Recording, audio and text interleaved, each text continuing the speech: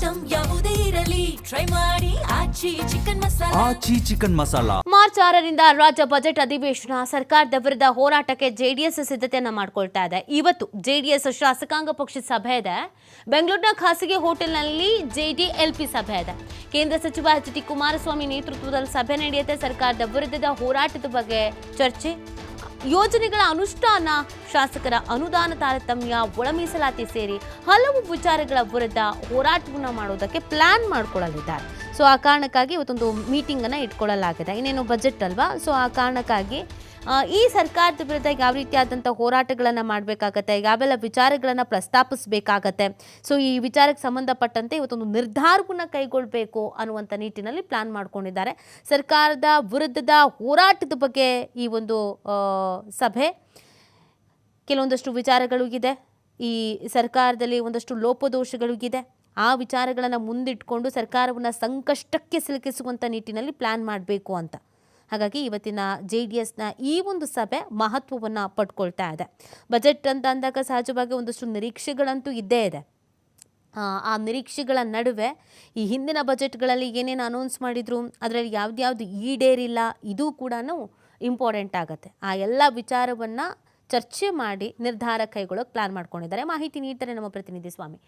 ಇವತ್ತಿನ JDSನ ಈ ಮೀಟಿಂಗ್ ಎಷ್ಟು ಮಹತ್ವ ಪಡ್ಕೊಳ್ತಾ ಇದೆ?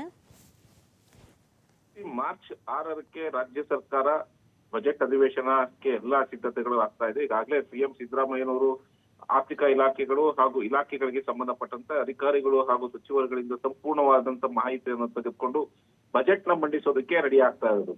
ಇದು ಒಂದು ಕಡೆ ರಾಜ್ಯ ಸರ್ಕಾರದ ಬಜೆಟ್ ಸಿದ್ಧತೆ ಆದ್ರೆ, ಮತ್ತೊಂದು ಕಡೆ ವಿಪಕ್ಷಗಳು ಕೂಡ ಸರ್ಕಾರವನ್ನ ಯಾವ ರೀತಿ ಇಕ್ಕಟ್ಟಿನಲ್ಲಿ ಸಿಗಿಸ್ಬೇಕು, ಸದನದಲ್ಲಿ ಯಾವ ರೀತಿ ಹೋರಾಟ ಮಾಡಬೇಕು ಎಂಬ ತಂತ್ರ ಪ್ರತಿತಂತ್ರಗಳನ್ನ ಹಿಡಿತಾ ಇದ್ದಾರೆ.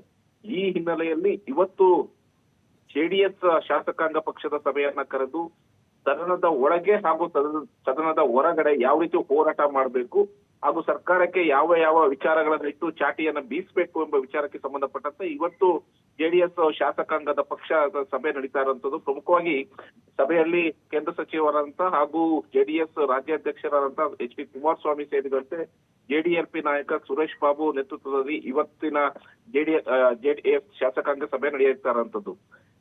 ಸರ್ಕಾರದ ಅಧಿವೇಶನಕ್ಕೆ ಸಂಬಂಧಪಟ್ಟಂತೆ ಸರ್ಕಾರದ ವಿರುದ್ಧ ಯಾವೆಲ್ಲ ವಿಚಾರಗಳನ್ನ ಇಟ್ಟು ಹೋರಾಡಬೇಕು, ಜೊತೆಗೆ ದಾಖಲೆಗಳನ್ನ ಇಟ್ಟು ಜನತೆಗೆ ತೋರಿಸಬೇಕು, ಸರ್ಕಾರದ ಆಡಳಿತ ಲೋಪವನ್ನ ವಿಚಾರವನ್ನ ಇಟ್ಕೊಂಡು ಇವತ್ತಿನ ಶಾಸಕಾಂಗ ಸಭೆಯನ್ನ ಕರೆದಿರುವಂತದ್ದು.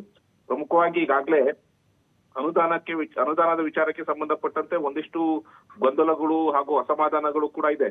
ವಿಪಕ್ಷಗಳ ಶಾಸಕರಿಗೆ ಅನುದಾನ ಕೊಟ್ಟಿಲ್ಲ ಎಂಬ ವಿಚಾರವನ್ನು ಇಟ್ಕೊಂಡು ಇನ್ನು ಅನುದಾನಗಳಿಗೆ ಸಂಬಂಧಪಟ್ಟಂತೆ ಸಂಪೂರ್ಣವಾಗಿ ಸಹಕಾರ ಕೊಡ್ತಾ ಇಲ್ಲ ಸರ್ಕಾರ ಅನ್ನೋ ವಿಚಾರ ಸೇರಿದಂತೆ ಹಿಂದೆ ಯಾವೆಲ್ಲ ಯೋಜನೆಗಳನ್ನ ಘೋಷಣೆ ಮಾಡಿದ್ರು, ಅದು ಎಷ್ಟರ ಮಟ್ಟಿಗೆ ಘೋಷಣೆ ಆಗಿದೆ, ಕಾರ್ಯಗತಕ್ಕೆ ಬಂದಿದೆ, ಕಾರ್ಯರೂಪಕ್ಕೆ ಬಂದಿದೆ ಎಂಬ ವಿಚಾರಗಳು ಸೇರಿದಂತೆ ಹೊಸ ಯೋಜನೆಗಳನ್ನ ಯಾವೆಲ್ಲ ರೂಪಿಸುತ್ತೆ, ಅದಕ್ಕೆ ಯಾವ ರೀತಿ ಒಂದು ಹಣಕಾಸಿನ ಒದಗಿಸುತ್ತೆ ಅನ್ನೋದು ಒಂದು ಕಡೆ ಆದ್ರೆ, ಮತ್ತೊಂದು ಕಡೆ ಗ್ಯಾರಂಟಿ ಯೋಜನೆಗಳ ಒಂದು ಗೊಂದಲದಲ್ಲಿ ಪಕ್ಷ ಅಂದ್ರೆ ಕಾಂಗ್ರೆಸ್ ಪಕ್ಷದವರೇ ಒಂದಿಷ್ಟು ಅಸಮಾಧಾನಗಳನ್ನು ಹೊರಹಾಕಿರುವಂತದ್ದು, ಗ್ಯಾರಂಟಿಯಿಂದ ಹೊರೆ ಆಗ್ತಾ ಇದೆ ಅಂತ ಖುದ್ದು ಸಿಎಂ ಹಾಗೂ DCM ಅವರು ಕೂಡ ಪರೋಕ್ಷವಾಗಿ ಹೇಳಿರುವಂತದ್ದು.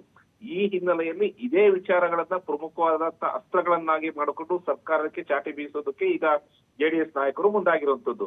ಹಾಗಾಗಿ ಒಟ್ಟಾರೆ ಅಂಕಿಅಂಶಗಳು, ಸರ್ಕಾರದ ಸಾಧನೆಗಳ ಅಂಕಿಅಂಶಗಳನ್ನು ಒಟ್ಟುಗೂಡಿಸಿಕೊಂಡು ಸರ್ಕಾರದ ವಿರುದ್ಧ ಹೋರಾಟ, ಜೊತೆಗೆ ಬಿಜೆಪಿ ಜೊತೆ ಮೈತ್ರಿಯಲ್ಲಿ ಯಾವ ರೀತಿ ಅವರ ಜೊತೆ ಕೈ ಜೋಡಿಸಿ ಸದನದ ಒಳಗಡೆ ಹೋರಾಟ ಮಾಡಬೇಕು ಅನ್ನೋದ್ರ ಬಗ್ಗೆ ಇವತ್ತು ಕುಮಾರಸ್ವಾಮಿ ಅವರು ತಮ್ಮ ಶಾಸಕರಿಗೆ ಸೂಚನೆ ಕೊಟ್ಟಿದ್ದಾರೆ. ನೀತಿ. ಥ್ಯಾಂಕ್ ಯು ಸ್ವಾಮಿ ತಮ್ಮ ಡೀಟೇಲ್ಸ್ಗೆ. ಇದುವರೆಗಿನ ಪ್ರಮುಖ ಸುದ್ದಿ ನೋಡ್ತಾರೆ TV5, ಇದು ವಾಸ್ತವದ ಪ್ರತಿರೂಪ.